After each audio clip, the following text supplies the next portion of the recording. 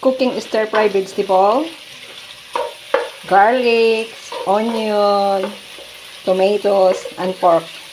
So, in-stir fry ko siya.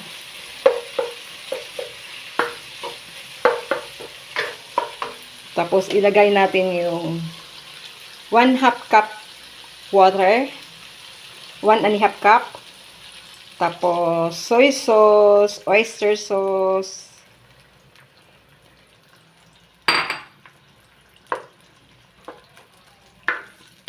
yan. I-add natin yung Knorr cube. Pork Knorr cube.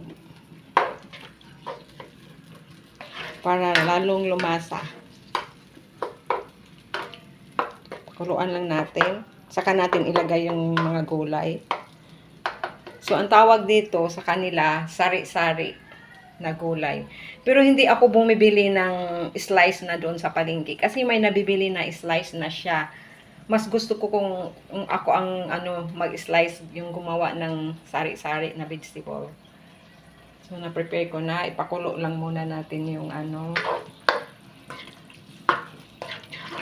yung meat.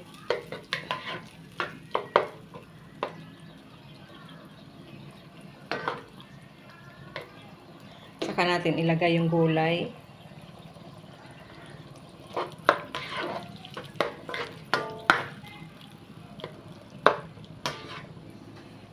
Ayan siya.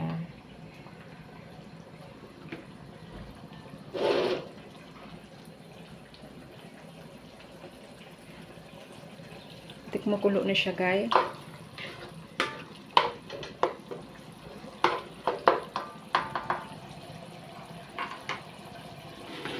Ilagay natin yung mga gulay. Ayan, halo-halo na siya. Tsaka may chili.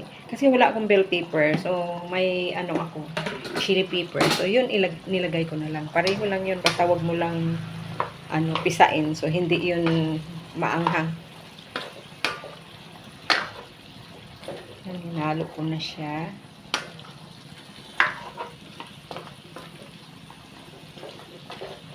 Kasi pag binili mo sa palengke, walang gabi.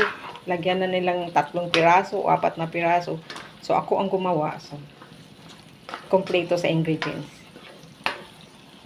At saka pantay-pantay. Ayan. Haluin natin. Tapos, slow cook. Takpan natin siya hanggang maluto.